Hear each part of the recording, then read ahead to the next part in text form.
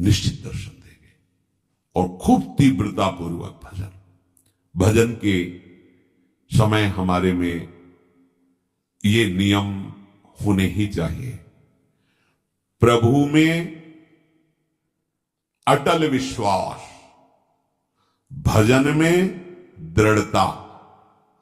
ये भगवत दर्शन कराने की बात है। कैसे भगवत दर्शन होंगे? प्रभु में अटल विश्वास।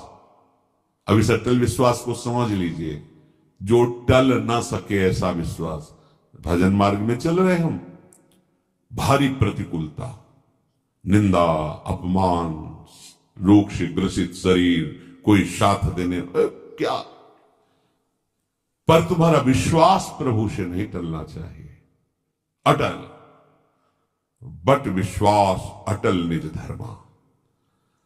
अटल विश्वास को बरगद के पेड़ की उपमा से कह रहे हैं कि कैसा, जैसे बरगद का पेड़ है तो थोड़ी इधर जड़ कमजोर हुई तो डाल से जड़ निकल कर लग गई, हिलने नहीं देगी, बड़ा भारी दूर तक उसकी डालें फैल गई, जगह जगह जड़। ऐसा नहीं कि वो अगर जड़ भी काट दो तो उसकी इतनी जड़ें फैल गई कि नष्ट नहीं हो सकता। बट विश्वास अचल निज धर्मा। अपने धर्म में अचल और अपने आराध्य देव में अटल। देखो ना, अंदर देखो आप, भगवत दर्शन करने की लालसा प्राप्त करने के लिए आराध्य देव में अटल विश्वास और भजन में दृढ़ता। कैसी भी परिस्थिति हो, पूज्य श्री राधा बाबा, इन महापुरुषों की भजन दृढ़ता देखो। अनुष्ठान कर रहे हैं, अंग टूट गया है, नहीं रुकना, वैसे ही बैठा लो मुझे आसन पे। भजन नहीं, नियम नहीं टूटने वाला। कैसी दृढ़ता है। लिया नियम परिक्रमा भाव गिरिराज की, वही गीता वाटिका, नहीं चल पा रहे, पालकी में बैठा लो, चलो ले चलो। जो नियम, जो भजन की दृढ़ता, उस पर फर्क नहीं पड़ना चाहिए। दूसरा, हम जिसका भजन कर रहे हैं वो हमारे भजन को देख रहा है। बड़ा सुख मिलेगा आपको जब ये बात आप लाओगे। हम वाणी गायन कर रहे हैं, हमारे प्रियालाल सुन रहे हैं, हम भजन कर रहे हैं, हमारे प्रियालाल देख रहे हैं। तो हम कोई भी कार्य ऐसा ना करें जो प्रियालाल के सामने नहीं करना चाहिए। देखो आप बच जाओगे। दूसरा है भगवत दर्शन करने वाले उपासक का नियम, हम जिसका भजन कर रहे हैं वो उपास्य देव हमें देख रहा है। उनको सामने देखते हुए भजन करो। प्रिया प्रीतम देख रहे हैं, मैं उनका भजन, प्रिया प्रीतम देख रहे हैं, हम उनकी लीला, प्रिया प्रीतम ही बैठे, हम उनकी सेवा कर रहे हैं और पक्का विश्वास वो मुझे मिलेंगे। पक्का विश्वास वो मुझे मिलेंगे और मेरे आराध्य देव से बढ़कर के अनंत ब्रह्मांडों में कोई नहीं है। ये दो बातें। तीसरी, जो गुरु जी ने भजन दिया है, मंत्र दिया है, उस पर विश्वास, उससे बड़ा कोई मंत्र, कोई साधन नहीं है। ये तीसरी बात बताई। हमें नाम मंत्र भजन उसी में दृढ़ होना जो गुरुदेव ने दिया है। चौथी बात, जिसका हम भजन कर रहे हैं सिर्फ उसी की प्राप्ति के लिए भजन है। बीच में मिलावट कुछ नहीं होनी चाहिए, ये वो मांग नहीं होनी चाहिए। जिसका भजन कर रहे हैं उसी की प्राप्ति के लिए भजन हो रहा है। बीच में किसी दूसरे विषय की मांग, किसी परिस्थिति की मांग, तो फिर ये लालसा उत्कट नहीं प्रकट हो पाएगी भगवत दर्शन की। पांचवा, जिसका नाम जप कर रहे हैं उसके रूप को आंखों में लाने की चेष्टा करना, भाव करना। चेष्टा लिखा है, वो तो स्वयं आएंगे कृपा करके, पर हम चेष्टा तो कर सकते हैं ना, ध्यान की चेष्टा तो कर सकते हैं। कैसे राधा वल्लभ लाल जू, कैसे बिहारी जू, हम इन्हीं की ध्यान, यही है प्रिया प्रीतम का मिलित स्वरूप। जब प्रकाशित करेंगे तो कोटि कोटि काम लावण्य बिहारी, यही है, ये अपना रूप प्रकाशित कर देंगे। मन से उनके रूप का चिंतन, वाणी के द्वारा गुरु प्रदत्त नाम मंत्र का जप, ये दोनों साथ चलने चाहिए। छठा, प्रभु के भजन करते हुए किसी दूसरे उपासना के उपासक, किसी दूसरे मार्ग के भजनानंदी की अवज्ञा, निंदा, हे भाव, तिरस्कार भाव, ये बिल्कुल नहीं होना चाहिए कि हम तो सर्वोपरि निकुंज उपासक हैं, ये तो क्या गए। आपके अंदर उत्कट लालसा नहीं जगेगी। ये बहुत सूक्ष्म बात है। किसी भी उपासक की, किसी भी संप्रदाय की, किसी भी उपासना की निंदा नहीं, अवज्ञा नहीं, तिरस्कार नहीं। हम जो प्रभु का नाम ले रहे हैं, उन्हीं के सब नाम है, उन्हीं की सब उपासना, सबको प्रणाम। हमको अपनी उपासना सर्वोपर मान करके करना है, पर दूसरे का अपमान, दूसरे की निंदा, दूसरे का तिरस्कार, दूसरे को लघु समझना, ये नहीं। अपने इष्ट में आसक्त होना, दूसरे का विरोध ना करना, इससे आपके हृदय में उत्कट लालसा का जागरण हो जाएगा। खास बात, उत्कृष्ट लालसा के लिए एक दुर्बलता का त्याग करना होता है। यह हर उपासक के हृदय में होती, किसी एक की बात नहीं। प्रायः हर उपासक इस दुर्बलता को धारण करने के कारण वो उत्कट लालसा को नहीं प्राप्त हो पाता भगवत दर्शन की। क्या दुर्बलता होती है? अपने गुरुदेव की दी हुई मंत्र और उपासना में अपनी बात मिलाना। जो बोला, जैसा बोला, वैसे का वैसा स्वीकार करना। उपासक अपने मन की बात अपने गुरुदेव से, आचार्य से, पथ प्रदर्शक से करवाना चाहता है।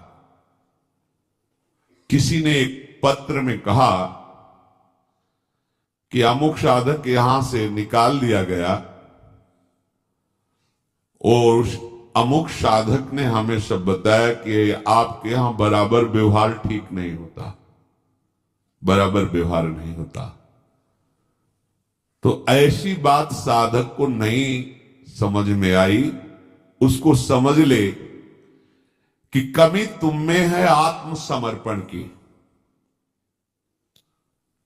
तुम्हारी बुद्धि समर्पित नहीं हुई, इसलिए दोष दर्शन कर रही है।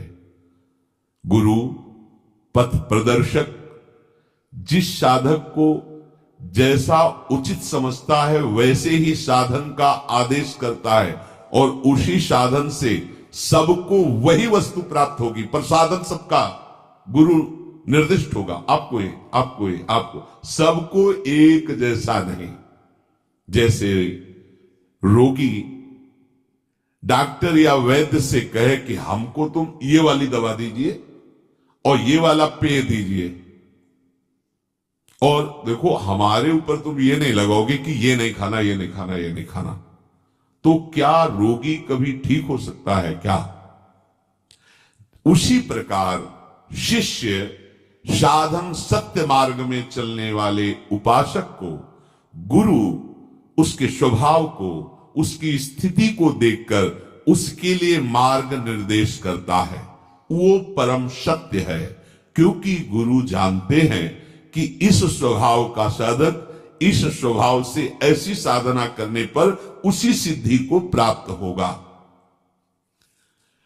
गुरु ही उपयुक्त अधिकारी देख करके उपासना बताते हैं।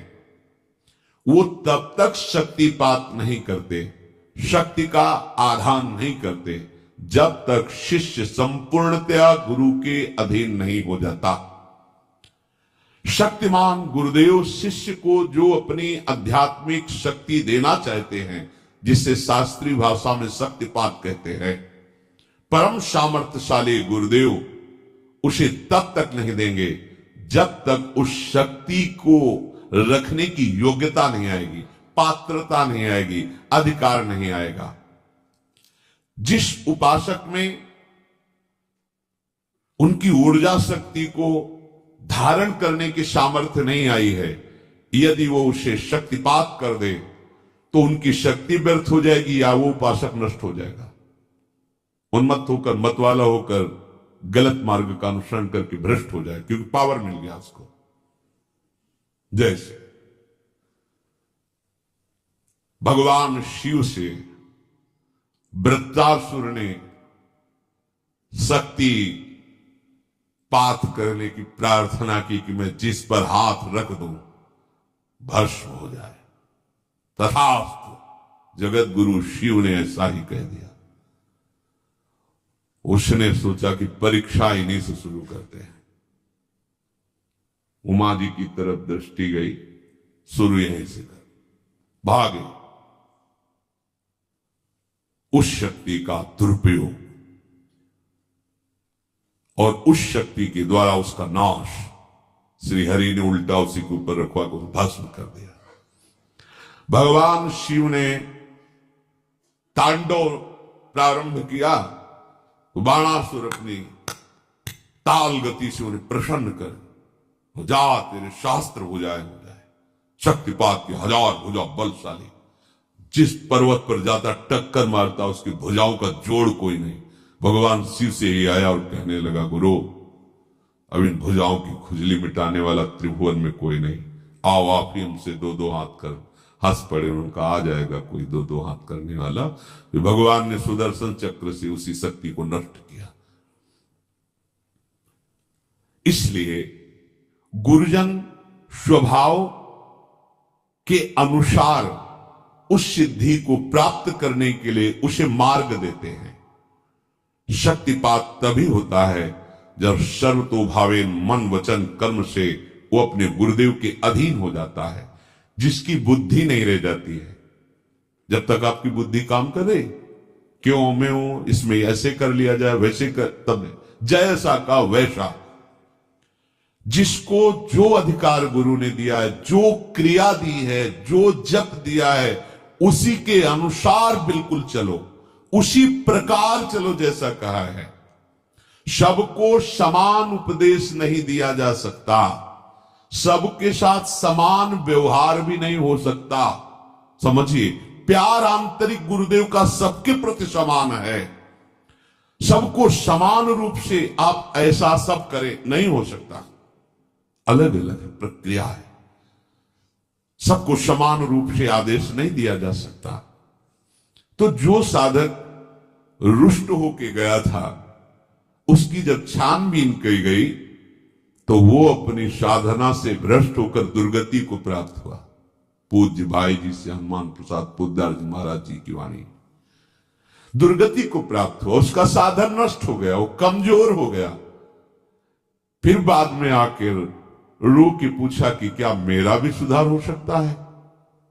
उत्तर उसे दिया गया कि तुम दिखाने वाले इस परम सत्य मार्ग को, जो सदगुरुदेव हैं, जो इस मार्ग के आपको दर्शन कराने वाले हैं, उस मार्ग पर तुम चले ही नहीं, तुम उस रास्ते को चुना ही नहीं। जिस मार्ग को तुमने देखा नहीं, जिस मार्ग का तुम्हें अनुभव नहीं, उस मार्ग पर जो चला रहे तो तुम्हें उसमें क्यों में करने का अधिकार क्या है?